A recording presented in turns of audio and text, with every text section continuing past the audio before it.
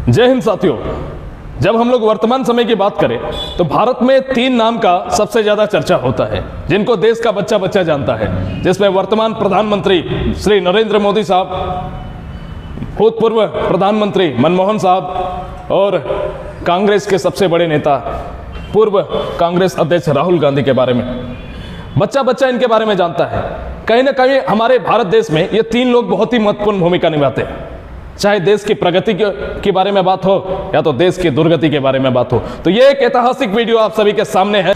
बहुत समय से मैं सोच रहा था कि इस विषय में एक वीडियो बनाऊंगा, तो आपके सामने ये वीडियो हाजिर है जिस पर हम लोग बात करने वाले हैं प्रधानमंत्री मोदी के 8 साल का कार्यकाल और पूर्व प्रधानमंत्री मनमोहन सिंह, जिनको हाथ की कठपुतली कहा जाता था कांग्रेस का, उनके 10 साल का कार्यकाल में उन्होंने क्या क्या किया, क्या अच्छे काम किए, क्या बुरा काम किया, पूरा डिटेल।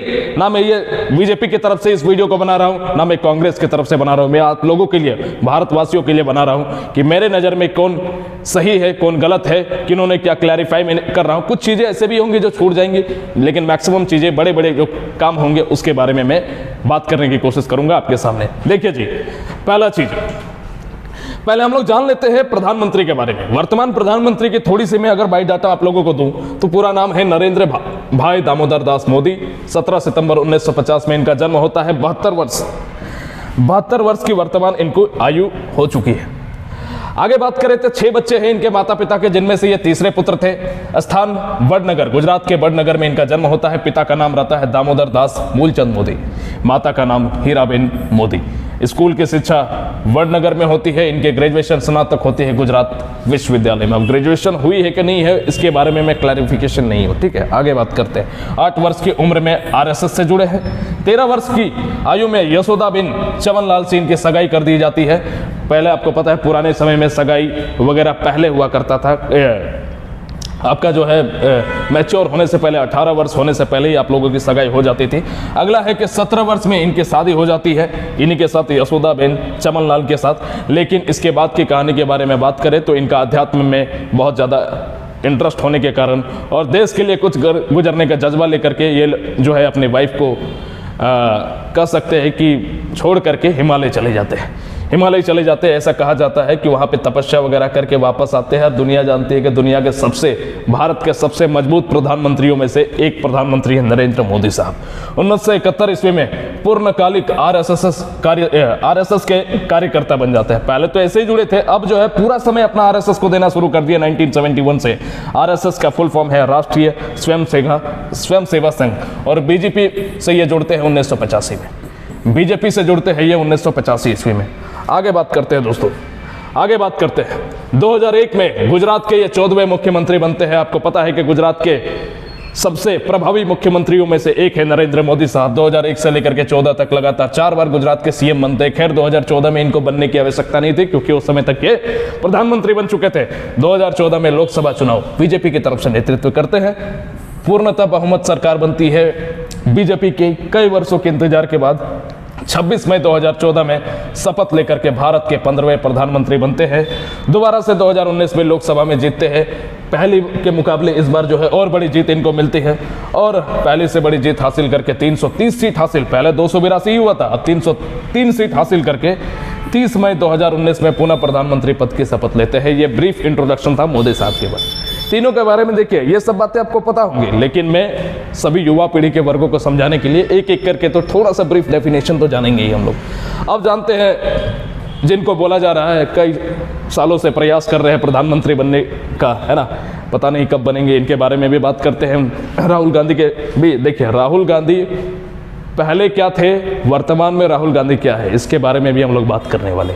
जिस तरह से राहुल गांधी 5 साल पहले जो हुआ करते थे और उनका समय में बदलाव आया है, जिस तरह से वो आज स्पीच दे रहे हैं, भारत जोड़ो यात्रा कर रहे हैं, उसके बारे में भी हम लोग डिटेल में बात करने वाले हैं। देखिए, राहुल गांधी जन्म होता है 19 जून 1970, वर्तमान में 52 वर्ष के हो गए हैं। दिल्ली में इनका जन्म होता है। पता है पिता रहते हैं पूर्व प्रधानमंत्री राजीव गांधी, माता रहती है माता है इनकी कांग्रेस अध्यक्ष, पूर्व कांग्रेस अध्यक्ष सोनिया गांधी। दादी है पूर्व प्रधानमंत्री इंदिरा गांधी। आप देख रहे हैं पिताजी है, दादी है, तो मम्मी क्यों नहीं है प्राइम मिनिस्टर। आपको पता है कि किसी विदेशी मूल की महिला को भारत में प्रधानमंत्री बनना बड़ा मुश्किल है, इसीलिए इन्होंने रास्ता अपनाया था किनके लिए, मनमोहन सिंह के लिए। उसके बारे में भी बात करेंगे। देखिए जी, बड़ा चतुर है ये लोग फैमिली, प्रारंभिक शिक्षा सेंट कोलंबस स्कूल दिल्ली से होता है इनकी पढ़ाई, इनिशियल पढ़ाई। उसके बाद जो है प्रसिद्ध दून विद्यालय जो देहरादून में स्थित है, जहां इनके पिताजी की भी पढ़ाई हुई थी और गांधी परिवार के मैक्सिमम लोगों की पढ़ाई यहीं पे हुई है, तो देहरादून चले जाते हैं। 1981-83 में, चूंकि आपको पता है राजीव गांधी की हत्या हो जाती है, पहले इंदिरा गांधी की, उसके बाद फिर राजीव गांधी की हत्या हो जाती है, तो सुरक्षा कारणों से कि अगला जो कांग्रेस के जो उत्तराधिकारी है उनको कुछ हो ना जाए, इसलिए सुरक्षा कारणों से इनकी पढ़ाई जो है घर में होती है 1981-83 में। 1994 में ये हार्वर्ड विश्वविद्यालय चले जाते हैं, वहाँ से ग्रेजुएशन करते हैं। एमफिल वो करते हैं कैम्ब्रिज विश्वविद्यालय से। 2004 ईस्वी में ये भारत आते हैं और राजनीति में प्रवेश कर जाते हैं कांग्रेस में। कांग्रेस तो ये पैदा हुए तो उसी दिन जुड़ गए थे कांग्रेस में, लेकिन है ना, तो 2004 के प्रवेश से क्या ही फर्क पड़ता है। अब जान लेते हैं हमारे हाथों के कठपुतली कांग्रेस के, सोनिया गांधी के इशारों पर चलने वाले, है ना, व्यक्ति, माननीय प्रधानमंत्री डॉक्टर मनमोहन सिंह। ऐसे तो बहुत ज्ञानी इंसान, बहुत, आपको पता है कि भारत को, जब आपको पता है कि 1980 के दशक में क्या हुआ था, 1980-90 के दशक में क्या हुआ था, है ना, जब भारत का राशन मात्र 2 सप्ताह का बचा हुआ था, तब इन्होंने उदारीकरण ला करके ये जो है देश को बचाने वाला काम, यही व्यक्ति थे जिन्होंने देश को बचाया था। लेकिन बड़ा अफसोस से कहना पड़ जाता है कि ये अपनी प्रतिभा को दिखा नहीं पाए प्रधानमंत्री पद में रहते हुए। लेकिन जब हम लोग डॉक्टर मनमोहन सिंह के बारे में बात करते हैं, आपको पता है भारत के 14वें प्रधानमंत्री बनते हैं मनमोहन सिंह, है ना, काफ़ी विद्वान रहते हैं, इकोनॉमिक्स, बहुत बड़े अर्थशास्त्री रहते हैं। इनका जन्म 26 सितंबर 1932 को पंजाब प्रांत में होता है, एक गांव में होता है। 1948 ईस्वी में पंजाब विश्वविद्यालय से अपनी मैट्रिक की परीक्षा पूरी करती है, उसके करते हैं, फिर ब्रिटेन में जाकर के कैम्ब्रिज विश्वविद्यालय में जाकर के आगे की पढ़ाई करते हैं। 1957 में उन्होंने अर्थशास्त्र में प्रथम श्रेणी में ऑनर्स की डिग्री हासिल की। इसके बाद 1962 में उन्होंने ऑक्सफोर्ड विश्वविद्यालय के न्यूफील्ड कॉलेज से अर्थशास्त्र की डीफिल की डिग्री हासिल की। उन्होंने अपने पुस्तक भारत में निर्यात और आत्मनिर्भरता और विकास की संभावनाओं में भारत में निर्यात आधारित व्यापार नीति का आलोचना किया था, है ना, यानी कि जो हम लोग ज़्यादा प्रोडक्ट खरीदते हैं दूसरे कंट्री से, उनका इन्होंने आलोचना किया था। खैर, इनके बारे में भी बात करेंगे। देखिए जी, अब पहले डिटेल में समझ लेते हैं कि वादे, ये जो प्रधानमंत्री पद के उम्मीदवार होते हैं, इन्होंने क्या क्या घोषणा पत्र में वादा किया और क्या क्या कार्य पूरा हुआ। पहले बात करते हैं राहुल गांधी साहब के बारे में। ये तो प्राइम मिनिस्टर बने नहीं, तब हम लोग डिसाइड कर पाते कि क्या क्या वादा किया था। लेकिन इन्होंने 2014 का जब इलेक्शन हुआ था, उस समय अपने घोषणा पत्र में 2014 में लिखते हैं राहुल गांधी कि रिटेल में विदेशी कंपनियों को इजाजत मिलेंगी, सभी नागरिकों की सेहत का अधिकार को देखेंगे हम लोग, काला धन वापस लाने की योजना लाएंगे, 10 करोड़ लोगों को रोजगार देंगे। देखिए, रोजगार ये इंपॉर्टेंट है, वीवीआई टर्म है, रोजगार के बारे में यहाँ पे राहुल गांधी बात करते हैं, 10 करोड़ लोगों को रोजगार देंगे। जब हम लोग किसी पर्टिकुलर डाटा को बोल देते हैं तब रोजगार देना मजबूरी हो जाता है, और वही मोदी साहब इस क्षेत्र में थोड़े से पीछे है। देखिएगा, 10 लाख आबादी वाले शहर में हाई स्पीड ट्रेन चलेंगी, ये राहुल गांधी का कहना था। अब बुजुर्ग, विधवा और विकलांग को पेंशन दिया जाएगा। यानी कि पूरे ये स्टेटमेंट में आप ये देख पा रहे हैं कि आम लोगों को, आम जिंदगी में जो बेनिफिट्स मिलेंगे लोगों को, हम और आप जो आम लोग हैं, जो नॉर्मल लोग से, हम लोगों को, मिडिल क्लास फैमिली को बेनिफिट देने वाले सारे टर्म्स यहाँ पे दिखाई देते हैं। आगे बात करें, रिटेल में विदेशी कंपनियों को इजाजत नहीं। चलिए, पहला पॉइंट हो गया। अगला है हर राज्य में एम्स की स्थापना। बिल्कुल सही बात है, लेकिन एम्स बहुत बड़ा अस्पताल होता है, ठीक है, खर्चा भी है उसमें। ठीक है, चलो भाई, एम्स ये भी बहुत बड़ा अचीवमेंट है।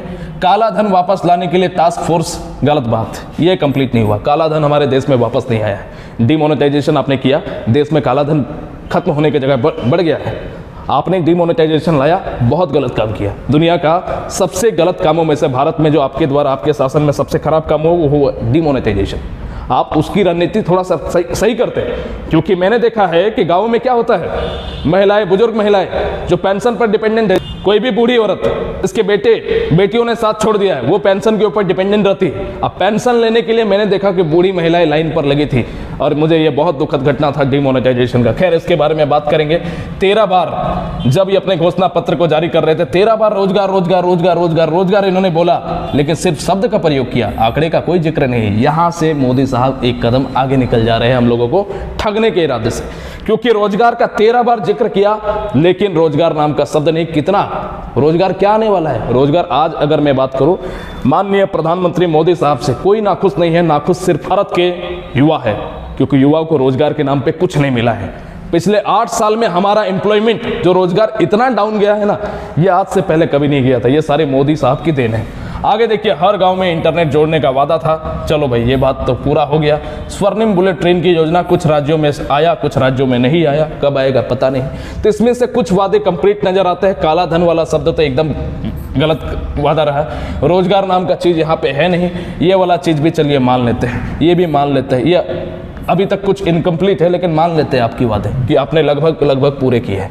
अब देखिए जी, बात करते हैं हम लोग कि प्रधानमंत्री मनमोहन का 2004 से लेकर के 14 तक का शासनकाल और प्रधानमंत्री मोदी के 2004 से लेकर के 2022 तक, वर्तमान तक 8 वर्षों का शासनकाल में क्या क्या ऐसी खास बातें रही, क्या क्या बेनिफिट का चीजें किया इन्होंने आम जनता के लिए। कुछ बड़े काम के बारे में जिक्र करते हैं। पहला है राइट टू एजुकेशन एक्ट, शिक्षा का अधिकार, राइट टू एजुकेशन एक्ट। इसमें बोला गया कि हर बच्चे को 6 वर्ष से लेकर के 14 वर्ष का जो बच्चा है उनको फ्री में शिक्षा मिलेगी। तो यहाँ पे हम लोग देख रहे हैं, ये बहुत बढ़िया, मैं इसका सम्मान करना चाहता हूँ। एजुकेशन के नाम पे आज के डेट में बात करें ना, वर्तमान में जो गवर्नमेंट है वो गवर्नमेंट एजुकेशन के नाम पे कुछ नहीं कर रहा है। आप नहीं पढ़े लिखे, आप ज़्यादा पढ़ाई नहीं किए, तो कम से कम भारत के युवाओं को तो पढ़ने दीजिए। दुनिया गवाह है, अमेरिका अगर दुनिया का सबसे शक्तिशाली देश है तो 100% उसकी लिटरेसी रेट है। आप उसको बढ़ाने की बात कीजिए, लेकिन आपने तो वो किया नहीं, है ना। आप हर उल्टा पुल्टा जगह पैसा नीरव मोदी को दे देंगे, आप अडानी को दे देंगे। आप देखिए यहाँ पे अगला मनरेगा। मनरेगा आपको पता है कि क्या है ना, जिसमें गांव में रूरल लोगों को रोजगार देने के लिए मनरेगा लाया गया था 2006 ईस्वी में।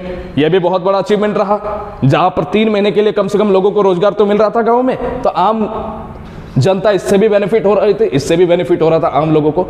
नेशनल फूड सिक्योरिटी एक्ट 2013, ये जो आप 3 रुपया किलो चावल और 2 रुपया किलो गेहूं जो आप लोगों को मिल रहा है ना, ये इनकी देन है। ये इस सरकार की देन है ना, इनके द्वारा नहीं दिया गया, इस सरकार की देन है। तो ये भी आम जनता, इससे बहुत बेनिफिट मिल रहा है इन लोगों को। मिड डे मील कक्षा 5वीं से 8वीं किया गया। 5वीं कक्षा के बच्चे को ही पहले खाना दिया जाता था, मिड डे मील दिया जाता था, अब 8वीं तक कर दिया गया। ठीक है, आगे क्रूड ऑयल के महंगे होने पर भी पेट्रोल डीजल पर सब्सिडी मिला। आपको याद होगा कि जब तक प्रधानमंत्री मनमोहन सिंह की सरकार थी, कभी भी पेट्रोल महंगा नहीं हुआ। लास्ट 51 रुपये तक हुआ था। तो वो क्यों हुआ था, इसकी भी मैं कहानी बताऊंगा। देखिए, जब हम लोग राजनीति के बारे में बात करते हैं ना, तो पेट्रोल और डीजल 2 सबसे इंपॉर्टेंट टर्म हो जाते हैं। जो सरकार पेट्रोल डीजल, इतना इंपॉर्टेंट है कि पेट्रोल डीजल के कारण भी सरकार गिर सकती है। तो पेट्रोल डीजल पर पूरा उसके दामों पर कंट्रोल करके रखा हुआ था इन्होंने। इसके कारण बहुत बड़ा एक फ्रॉड केस भी हुआ इनके बारे में, वो भी बात करेंगे। आधार कार्ड, जो वर्तमान में पता है कि आधार कितना जरूरी हो गया, दुनिया का हर सबसे ज़्यादा इंपॉर्टेंट डॉक्यूमेंट हो चुका है भारत का, है ना। तो आधार कार्ड की योजना का भी इन्होंने ही शिलान्यास किया था और महंगाई नियंत्रित थी। अब अगर हम लोग बात करें, प्राइम मिनिस्टर मोदी के द्वारा कुछ अच्छे काम अगर हुए तो जनधन योजना, 0 रुपये में अकाउंट खोला, करोड़ों लोगों ने अपना अकाउंट खोला। डिमोनेटाइजेशन, जो अच्छा काम नहीं था। जीएसटी अच्छा काम नहीं है, व्यापारी परेशान है। डिमोनेटाइजेशन, आम जनता परेशान हुआ। राम मंदिर, बहुत बढ़िया काम, मैं ताली बजाना चाहूँगा। नॉर्मल लोग नहीं कर पाते। अटल बिहारी वाजपेयी ने वादा किया था कि जब हमारी पूर्ण बहुमत की सरकार बनेगी तो राम मंदिर बनेगा, राम मंदिर का शिलान्यास होगा। मैं इनके लिए बहुत अप्रिसिएशन देना चाहता हूँ। बहुत मुझे खुशी हुआ कि राम मंदिर की नींव आपने रखी। मुद्रा योजना, लोगों को इसके तहत लोन ऋण देने की, आम लोगों को ऋण देने के लिए इस योजना को लाया गया। लेकिन मैं बताना चाहूँगा, इस योजना का हर कोई बेनिफिट नहीं उठा पा रहा है। ये मुद्रा योजना नाम का है, हर लोगों को बेनिफिट नहीं मिल पा रहा है, कुछ चुनिंदा लोगों को मिल रहा है। और मैं तो बोल रहा हूँ, मुद्रा योजना का सबसे बढ़िया कोई लाभ, मुद्रा योजना उनके लिए लाना भी अडानी अंबानी साहब है। गजब लोन दे देते हैं, बाबूजी का घर से जैसे निकाल के लाए हैं। हमारा और आपका टैक्स का पैसा जा रहा है अगले को, है ना। और इनको लगता है कि भैया अडानी और अंबानी को दिए जा रहे हैं और हम लोग यहाँ भूखे मर रहे हैं, हमारी इकोनॉमी डाउन हो रही है। आवास योजना, इसका भी बेनिफिट सबको नहीं मिला है। आवास योजना का बेनिफिट भी सबको नहीं मिला है। यहाँ तक कि बीपीएल के भी कितने सारे लोग होंगे जो बिलो पॉवर्टी लाइन के नीचे, गरीबी रेखा से नीचे वाले जो लोग हैं, उनको भी आवास योजना, आप मेरे कमेंट बॉक्स के नीचे देख लेना, अभी लिख देंगे सारे लोग, आवास योजना का बेनिफिट नहीं मिला। उज्ज्वला योजना, इन्होंने बहुत शानदार वीडियो बनाया। उज्ज्वला योजना, हमारी माता बहनें जो फूंक करके चूल्हा जलाती है, उसके धुआं से कैंसर की तरह हमारा रोग होता है, हम लोग मान लिए। तो इन्होंने उज्ज्वला योजना लाया, बहुत अच्छा बात है उज्ज्वला योजना। लेकिन गैस सिलेंडर महंगा कर दिए, सो नहीं, कहाँ से पैसा लगेगा। अरे कोयले का बोरा 100 रुपये में मिल जाता है, गैस सिलेंडर 100 रुपया में था, 100 रुपये में जितना दिन चला लेगा, गैस से तो नहीं चलाएगा, तो क्यों काहे गैस सिलेंडर ला के क्या किया आप? अरे खाने को बचेगा ही नहीं तो आदमी तो कोयला से ही ना जलाएगा जी, कैसे लकड़ी से जलाएगा, कैसे गैस से जलाएगा? अगर आप महंगाई ही नियंत्रित नहीं रखेंगे, उल्टा खाना तो महंगा है, ऊपर से गैस भी महंगा हो गया। आयुष्मान भारत योजना ये बहुत बढ़िया है, ये बहुत बढ़िया है, मैं इसके लिए अप्रिसिएशन करना चाहता हूँ। इसका बेनिफिट मिलता है लोगों को। किसान सम्मान निधि योजना, अच्छा ये तो सबसे बड़ा फ्रॉड है। किसान सम्मान निधि योजना, किसानों के साथ आपने क्या किया ये दुनिया जानती है।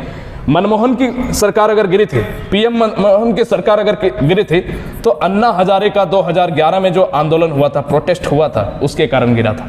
और इनकी जो सरकार गिर सकती है वो इस नीति के कारण। आपको पता है कि भारत एक कृषि प्रधान देश है, बहुत सारे लोग किसान हैं। आपने किसानों के साथ, किसानों को खालिस्तानी कहा, किसानों को कहा ये तो असली किसान है ही नहीं। दुनिया जानती है कि लाखों का किसान जो है दिल्ली के बॉर्डर में जाकर के खड़ा था, कई महीनों तक प्रयास किया, तब जाकर के वापस से आपने 2 सेकंड में इस कानून को लाया और कृषि बिल को वापस भी ले लिया। 3 महीना लोग खटे, कैंप बना के रहे, कितने लोग मरे आपको अंदाजा भी नहीं है। वो गुस्सा कभी शांत नहीं होने वाला। और इसका 100% हम बता रहे कि जो चुनाव में आपको जिस तरह का बेनिफिट मिला अब नहीं मिलने वाला है, मैं लिख के देता हूँ। इसके अलावा कुछ अगर बहुत अच्छे काम रहे, आर्टिकल 370 नॉर्मल लोगों की बस की बात नहीं थी। अटल बिहारी वाजपेयी ने 2 चीज़ें बोली थी कि आर्टिकल 370 को हम हटाएंगे, राम मंदिर को हम बनाएंगे, दोनों ही बात उनकी पूरी हुई। उन्होंने कहा था कि पूर्ण बहुमत की सरकार बीजेपी की बनेगी तो करेंगे, करने का काम किया। सर्जिकल स्ट्राइक बहुत अच्छी बात है, नॉर्मल लोगों की बस की बात थी। ये सही बात है कि पहले हम लोग डरते थे, लेकिन आज के डेट में हमारा जो आर्म्स है, हमारा जो फोर्स है वो बहुत मजबूत हुआ है। आगे बात करते हैं एयर स्ट्राइक, इसके बारे में कभी डिटेल में बात करेंगे। ये सब सारे काम बहुत अच्छे रहे। देखिए मैं पॉजिटिव और नेगेटिव दोनों बात करूंगा, सिंपल सा बात है, ना पक्ष ना विपक्ष। जो आप सही है आपको परिणाम मिलेगा, एप्रिसिएशन मिलेगा, आप गलत है आपको आलोचना मिलेगा। अगला पॉइंट, 9 नंबर पॉइंट, हम लोग समझते हैं, थोड़ा सा डिटेल में समझते हैं कि जब मनमोहन सिंह की सरकार थी तब पेट्रोल का रेट कांस्टेंट क्यों था, क्यों पेट्रोल का दाम कम हुआ करता था। इसके बारे में हम लोग समझने की कोशिश करते हैं। देखिए जी, पेट्रोल 2004 में जब मनमोहन सिंह की सरकार बनी थी, जब 36 से 37 रुपए पेट्रोल हुआ करता था और डीजल मात्र 24 से 25 रुपए प्रति लीटर हुआ करता था। तेल इतना सस्ता था क्योंकि सरकार इस पर सब्सिडी देता था। अरे सब्सिडी का मतलब क्या होता है, मान लो कि 30 रुपए पेट्रोल का कॉस्ट प्राइस है, क्रय मूल्य है, तो उसमें से 25 रुपए आपको देना होता था और कुछ पैसा सरकार जो है सब्सिडी दिया करती थी। सब्सिडी यानी कि पेट्रोल का जो मूल कीमत है उससे कुछ अमाउंट सरकार अपने तरफ से पे किया करती थी, उसी को सब्सिडी बोलते हैं। जो वर्तमान समय में सब्सिडी खत्म हो गई 2014 में जब बीजेपी की सरकार बनी। तो यहां पर क्या होता था ना कि ये तेल का टैक्स दे दिया करते थे, है ना, लेकिन ये जो तेल का जो सब्सिडी दिया करते थे, मनमोहन सिंह की जो सरकार थी, तेल के ऊपर, पेट्रोल के ऊपर, डीजल के ऊपर जो सब्सिडी दिया करती थी वो कैश में दिया करती थी। उन्होंने देखा कि 1 महीने, 2 महीने, 3 महीने ऐसे करके गुजरते गुजरते 1 साल, 2 साल गुजरा। जब इतना समय गुजरा तब वो देख रहे थे कि समय के साथ हमारा कॉस्ट बढ़ रहा है, प्रति महीना पेट्रोल का सब्सिडी का प्राइस देने में हम लोगों को बड़ा दिक्कत हो रहा है। तो वो एक नया चीज़ लाए थे, एक नया टर्म लाए थे, उसका था ऑयल बॉन्ड। पेट्रोल कंपनियों को मनमोहन सिंह साहब बोलते हैं कि देखिए साहब, हर महीने आप क्या कुछ खुजरा पैसा ले रहे हैं, आप एक ही बार मोटा पैसा लीजिए।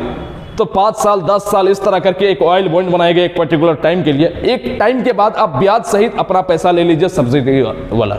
यानी कि अब क्या हुआ, जो नगद कैश दिया जाता था सब्सिडी पे, उसको जो एक ऑयल बॉन्ड में कन्वर्ट कर दिया गया। 5-10 एक पर्टिकुलर टाइम के लिए, कोई फिक्स नहीं होता था ये, है ना। वो जैसे में बात हो जाता, जैसे में और आप बात कर रहे हैं। अगर हम आपसे कर्जा ले रहे हैं, मैं बोलूँ कि 2 साल के लिए, आप बोलेंगे नहीं 2 साल के लिए नहीं देंगे, 1 साल के लिए देंगे, 1.5 साल के लिए। तो ये ऑयल कंपनियों के साथ सरकार की बात होती थी। तो एक पर्टिकुलर टाइम के लिए ये ऑयल बॉन्ड बना।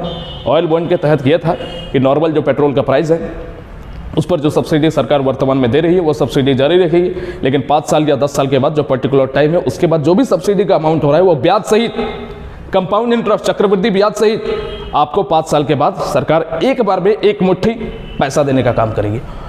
ये जो है जितना भी ऑयल कंपनी था खुश हो गया कि कौन महीना लेगा छोटा मोटा अमाउंट, एक ही बार लेंगे सालों का अमाउंट, करोड़ों रुपए, खरबों रुपए लेंगे हम, है ना। देखिए आपको पता है कि 2008 में वैश्विक स्तर पे मंदी आ गया, रिसेशन आ गया। तो मंदी आने के कारण क्या हुआ कि सबका व्यापार ठप हो गया, सबका पैसा खत्म हो गया, ऑयल कंपनी लॉस पर जाने लगी। अब ऑयल कंपनी सरकार से बोलती है कि देखिए ऑयल बॉन्ड तो बहुत समय लगेगा पूरा होने में, आप हमको कुछ पैसा दीजिए। नहीं तो हम तेल नहीं दे सकते, क्योंकि ऑयल बॉन्ड तो पर्टिकुलर टाइम के बाद हमको पैसा मिलेगा। अभी हमको जरूरत है, हम तेल निकालेंगे कैसे? तेल निकाल ही नहीं पाएंगे तो बेचेंगे कैसे? तो आपको ऑयल बॉन्ड को तोड़ना पड़ेगा और आपको पैसा देना होगा। अब सरकार की मजबूरी थी भाई, क्योंकि पैसा अगर नहीं दोगे तो पेट्रोल देने वाला है नहीं। तब उन्होंने क्या किया कि विश्व बैंक से उधार लेकर के, कर्जा लेकर के, क्रूड ऑयल महंगा हो गया था इस वैश्विक स्तर पे, इसलिए ऑयल कंपनीज को उन्होंने कर्जा लेकर के पैसा दिया। कुछ पैसा दिया, कुछ पैसा बाकी रहा। तो वो जो पैसा बाकी रहा वो था 1.3 लाख करोड़, और वो जो कर्ज है वो आज के डेट में बीजेपी के ऊपर है। ये कर्जा, ये सबसे बड़ा घोटाला, देखिए इसको घोटाला भी कहेंगे और एक तरफ से आप आम जनता के बेनिफिट में काम भी बोलेंगे, ठीक है, ये भी बोल सकते हैं, दोनों तरफ। तो 1.3 लाख, देखो इससे ज़्यादा बीजेपी कमा चुकी है सब्सिडी ना दे करके, वो भी मैं बताऊंगा कि 1.3 लाख करोड़ का घोटाला कुछ नहीं, इससे बड़ा घोटाला करके बैठे हुए और वो पैसा सरकार जो है दे चुकी है अन्य उद्योगपतियों को, वर्तमान की सरकार, उसके बारे में भी बताऊंगा। अब दिमाग में बस ये रखिए। आगे देखिए, पेट्रोल, इसके बाद क्या होता है जी? पेट्रोल 40 रुपये प्रति लीटर 2009 में होता है। 2010 में पेट्रोल की सब्सिडी खत्म कर दी जाती है। देखो 2004 से लेकर के 2010 तक 5 से 5.5 साल, 6 साल सरकार पेट्रोल पे सब्सिडी देता है, और अब पेट्रोल पे सब्सिडी देना बंद कर देता है। ऑयल बॉन्ड यानी कि जो सब्सिडी मिल रहा था पेट्रोल पे नहीं दिया जाता है, ओनली डीजल पर दिया जाता है। पेट्रोल पे अब, क्योंकि पेट्रोल वाली गाड़ी ज़्यादा हुआ करते थे। अब देखिए 2013 से 14 में जब ये सब्सिडी खत्म होता है तब पेट्रोल 73 रुपये लीटर हो जाता है, डीजल मात्र 51 रुपये लीटर। आप देख रहे हैं कि इतना गैप है। आज अगर डीजल में गैप देखेंगे, डीजल पेट्रोल में, तो 10 रुपये का अंतर होगा, लेकिन यहाँ पर बहुत ज़्यादा अंतर हो जा रहा है, क्योंकि सरकार सब्सिडी अभी डीजल पर दे रहा है।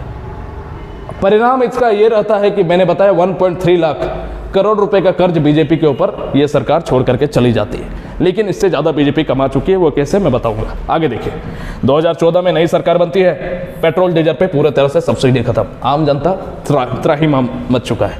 100 रुपये लीटर पेट्रोल, 95-90 रुपये डीजल, कुछ जगह राज्यों में तो 100 पार कर चुका है। तो इस तरह करके जब नई सरकार बनती है, पेट्रोल डीजल दोनों ही जगह से सब्सिडी पूरी तरह से खत्म हो गया, ऑयल बॉन्ड पूरी तरह से खत्म हो गया, एक्साइज ड्यूटी भी बढ़ाया। सब्सिडी तो खत्म किया, एक्साइज ड्यूटी मतलब हमारे देश में तुम पेट्रोल बेच रहे हो हमारे लोगों को, तो अब तुमको टैक्स देना पड़ेगा बेचने के लिए। ऊपर से पहली बात तो ये तोड़ा ही तोड़ा, क्या बोलते हैं, सब्सिडी खत्म किया ही किया, एक्साइज ड्यूटी बढ़ा दिया गया। और पेट्रोल जो है 9 रुपये 20 पैसा जहाँ पे लगता था, एक्स्ट्रा दिया करता था सब्सिडी या तो एक्साइज ड्यूटी, जो 9 रुपये 20 पैसा पहले लगता था, अब 27 रुपये लगने लगा। डीजल में जो एक्साइज ड्यूटी 3.46 रुपीज़ था, उसके जगह 21.80 रुपये हो गया।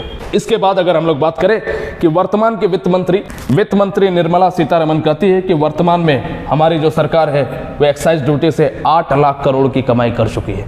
ये वर्तमान की वित्त मंत्री निर्मला सीतारमण का कथन है।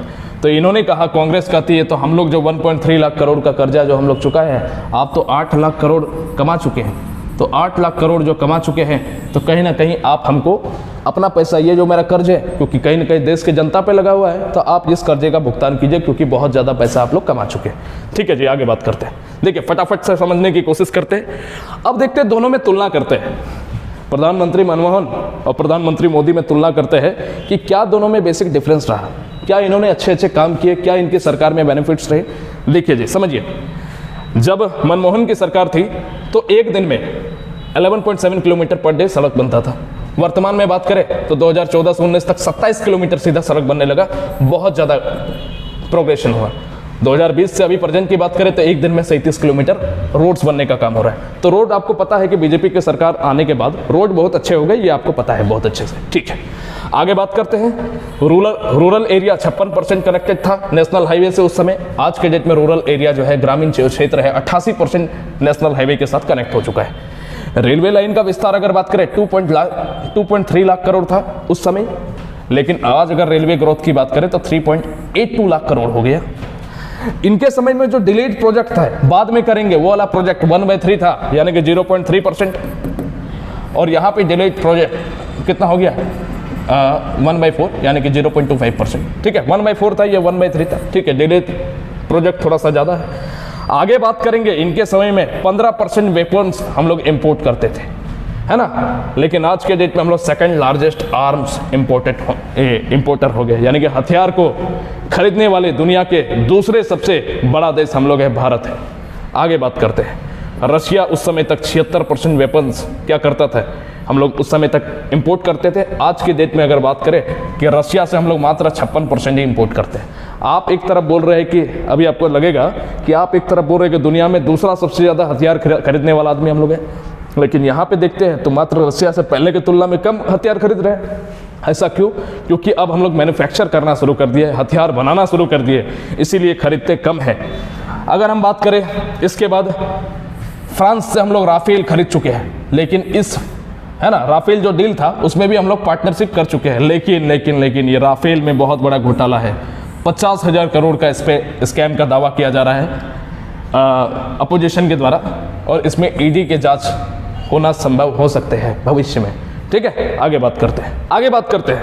अगर भ्रष्टाचार के खिलाफ बात करें, ये दोनों सरकार में भ्रष्टाचार कौन ज़्यादा करते हैं, तो समझिए यहाँ पे जब मनमोहन सिंह की सरकार थी तब पहला घोटाला था इनका 2G स्पेक्ट्रम में, अगला था कोयला आवंटन घोटाला, अगला था ऑयल बॉन्ड स्कैम जिसको मैं घोटाला नहीं मानता, अगला मनरेगा स्कैम क्योंकि लोगों को जितना रोजगार देने की बात थी मनरेगा के तहत उतने लोगों को नहीं मिला था। आगे एंटी करप्शन मूवमेंट 2011 में मैंने बताया कि अन्ना का जो एंटी करप्शन मूवमेंट है जिसने कांग्रेस की सरकार क्या की थी, तोड़ी थी। इधर अगर हम बात करें ये कुछ, इसके अलावा भी कुछ हो सकते हैं। देखिए सरकार बहुत पुरानी हो चुकी थी तो इसके डिटेल भी गूगल आप करोगे ना तो डिटेल ज़्यादा मिलता नहीं है। ठीक है, बहुत सारा डिटेल जो है समय के साथ जो है गायब हो जाता है, इसलिए मैंने यहाँ पे और सारे कई बड़े घोटाले थे जिसमें से मैंने, आप कमेंट बॉक्स में लिख सकते हैं, मैं अगले वीडियो में ऐड कर दूंगा। देखिए जी, अगर हम बात करें बीजेपी के शासनकाल में क्या क्या सबसे बड़ा घोटाला हुआ। पहला, किसानों को इन्होंने वादा किया था कि एमएसपी बढ़ाने का वादा किया कि मिनिमम सपोर्ट प्राइस जो है, एमएसपी जो है, इसको बढ़ाने का वादा किया, लेकिन किसानों के साथ क्या दुर्दशा हुई आपको पता है बहुत अच्छे से। आगे किसान आंदोलन में किसानों के खालिस्तानी कहा, यह भी दूसरा सबसे बड़ी गलती रही, भ्रष्टाचार के ही में ही आएगा ये। बेरोजगारी 45 सालों में सबसे ज़्यादा, आज के डेट में बेरोजगारी मैंने बताया है, रोजगार के नाम पे कुछ नहीं कर रही है सरकार सब कुछ कर रही है, बस बेरोजगार दे दे, इस सरकार से बेहतरीन सरकार आज तक नहीं आया था। लेकिन रोजगार अगर नहीं दोगे तो सबसे बुरी सरकारों में से एक होगा। पेट्रोल डीजल की कीमतें सबसे ज़्यादा, ये भी एक सबसे बड़ा भ्रष्टाचार का रोल अदा करेगा। महंगाई सबसे ज़्यादा, पेट्रोल ज़्यादा, डीजल ज़्यादा, गैस सिलेंडर सबसे ज़्यादा महंगा, ऑयल ज़्यादा, दाल की कीमतें ज़्यादा, हर एक क्षेत्र में, हर एक चीज़ में महंगाई आ चुकी है आज के डेट में। सरकार क्या कर रही है, नियुक्तियाँ कम कर रही है। पहले जो वैकेंसीज आया करते थे, जिस तरह के वैकेंसीज आया करते थे, आज के डेट में वैसा वैकेंसी नहीं आता है। आपको पता है कि रेलवे की वैकेंसी 2019 में आई, 2019 में आई, 2022 तक में इसकी नियुक्तियाँ पूरी नहीं हुई, अभी तक इसकी नियुक्तियाँ पूरी नहीं हुई। तब बताइए कि 5-5 साल में कोई एग्जाम नहीं हो रहा है तो क्या करेगा युवा की उम्र बढ़ रही है। एज रिलैक्सेशन तो आपने कोविड में दिया, जो 2011 में जो लड़का, 19 में जो लड़का तैयार था और उसको 2022 में जाकर के आप परीक्षा लिए है तो उसका एज, मान लो कि यहाँ पे 2019 में कोई लड़का 32 साल का था और फॉर्म भर दिया, तो अगले को क्या होगा, दिक्कत होगा ना जी। आगे बात करते हैं राफेल में स्कैम, यह भी एक बहुत बड़ा घोटाला था। पूंजीपतियों को ऋण देना, हम और आप अगर सरकार से 50,000 रुपया लोन ले लेंगे ना, 1 लाख रुपया लोन लेंगे, ये सरकार हमारा गला दबा देगी, परेशान कर देगी, जीना मुश्किल कर देगी फ़ोन कर करके। लेकिन लाखों करोड़ों हम और आप जो टैक्स भरते हैं, हमारा भारत का इकोनॉमी खराब कैसे है, सारा तो उधारे दे के बैठे हुए हैं। तो इतना कर्जा दी है अडानी, अंबानी, नीरव मोदी, फिर आपका वो आरसीबी का क्या था वो कोच का नाम, विजय माल्या, ये लोग क्या करता है, पैसा लेकर के विदेश, ब्रिटेन चला जाता है, स्विस बैंक में पैसा रख देता है, आप उसको पकड़ते रहिए, देश छोड़ दिया, अगले देश की नागरिकता ले लिया, देश का पैसा हमेशा के लिए स्वाहा। अरे इतना बड़ा कर्जा देने से पहले किससे परमिशन लेते हैं आप? जो मन करता है करते हैं। इतना बड़ा देश में घोटाला चल रहा है, इतने पूंजीपतियों को ऋण देना, ये इस सरकार के सबसे बुरा काम रहा, सबसे घटिया काम रहा है। पीएनबी घोटाला, एनपीए का मामला, 9 लाख करोड़ का मैंने बताया, वही एनपीए का मामला जो नीरव मोदी या तो फिर विजय माल्या, है ना, ये सब लोग फरार हो गए तो 9 लाख करोड़ का इससे घोटाला पहले से देश में चल रहा है। अडानी को करोड़ों की लोन दे दी, अडानी इनका पता नहीं साड़ू है ना कौन है ना, करोड़ों रुपए का लोन दे करके बैठा हुआ है। आगे बात करते हैं जी। अब देखिए वर्तमान में भारत जोड़ो यात्रा, हम और आप जब बातचीत करते हैं तो एक टंग स्लिप करके एक टर्म आता है, हम और आप बोलेंगे, कुछ भी बोलेंगे तो हो सकता है जल्दबाजी में कुछ गलत बोल जाए, 2004 को 2009 बोल दे, ऐसा टंग स्लिप का केस बहुत बार आता है। तो बीजेपी के एंटी सेल और राहुल गांधी की भी जो एंटी सेल है, दोनों मिलकर के क्या करते हैं ना, प्रधानमंत्री के कुछ मीम्स ऐसे होते हैं जिसको अपने हिसाब से बना करके वीडियो चलाते हैं, और बीजेपी के जो सेल है, साइबर सेल है, वो राहुल गांधी के कुछ वीडियोस को मीम्स बना करके उनके जो टंग स्लिप को लेकर के वो कुछ वीडियोस बनाते हैं और उसको हम लोग शेयर करते रहते हैं। हम और आप समझिए, टंग स्लिप किसी से भी हो सकती है। राहुल गांधी 2014 में जो थे, वर्तमान में वो नहीं है, इनको मौका मिलना चाहिए। आज के डेट में अगर हम लोग बात करें, 1947 से हिंदू मुसलमान की लड़ाइयाँ होती जा रही है, इसके नाम पे राजनीति हो रही है।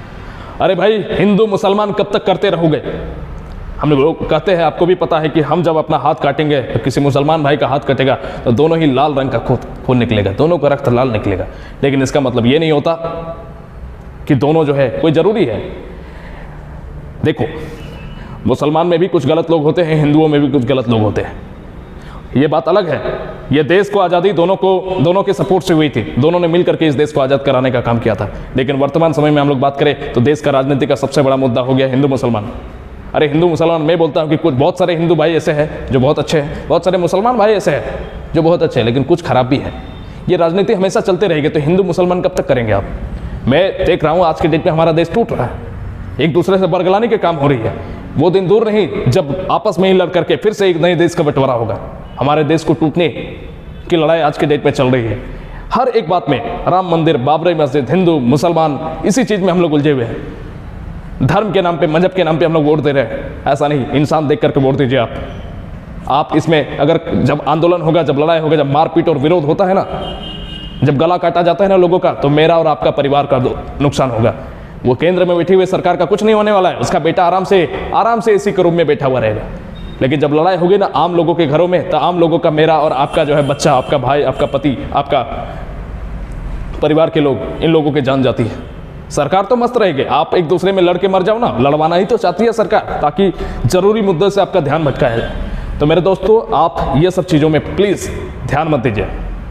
2014 में जो राहुल गांधी थे, 2014 में राहुल गांधी का जो छवि था, आज के डेट में मैं राहुल गांधी की अप्रिसिएशन करना चाहता हूँ। जिस तरह से 3400 किलोमीटर, ये जो है 3400 प्लस किलोमीटर पैदल यात्रा पे निकल चुके हैं, ये देश को जोड़ने का काम। आप देखो पॉपुलैरिटी, आप देखो, मैं अप्रिसिएशन करना चाहता हूँ इनका।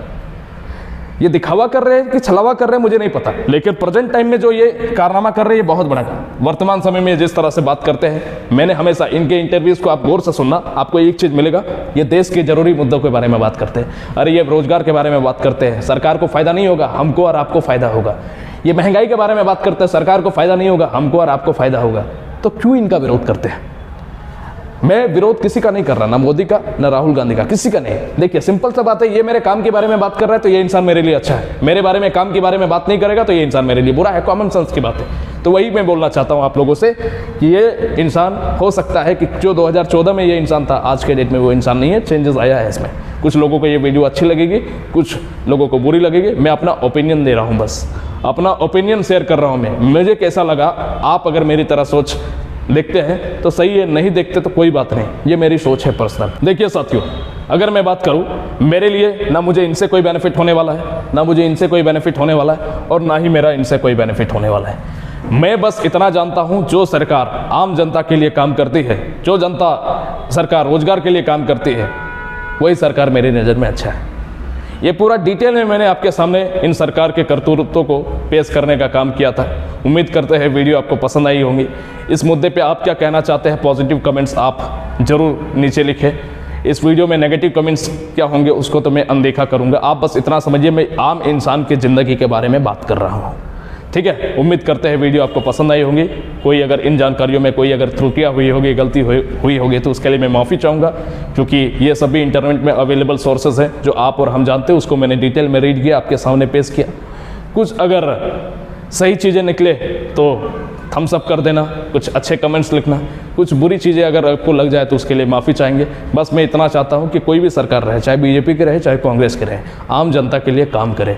बस हमारा देश जूझ रहा है, हमारा देश कभी विश्व गुरु हुआ करता था, हमारा देश उस पहचान के लिए जूझ रहा है, उस पहचान को दिलाइए आप। रोजगार नहीं है, युवा बेरोजगार है, हमारी एकदम गरीबी हमारी बांग्लादेश और नेपाल से भी पीछे चली गई है। तो ये सब सारा चीज़ें बहुत, हमारा भारत देश में एक मिडिल क्लास फैमिली को जब मैं रोड में रास्ते में चलता हूँ और गरीबों को देखता हूँ तो मुझे दुख होता है। तो मैंने इसीलिए एक डिटेल एनालिसिस आपके लिए किया। उम्मीद करते हैं कि वीडियो आपको पसंद आई होंगी। इसी तरह के वीडियोस को हम लोग बनाते रहेंगे और आप लोगों का मार्गदर्शन करते रहेंगे। बहुत बहुत धन्यवाद। जय हिंद, जय भारत।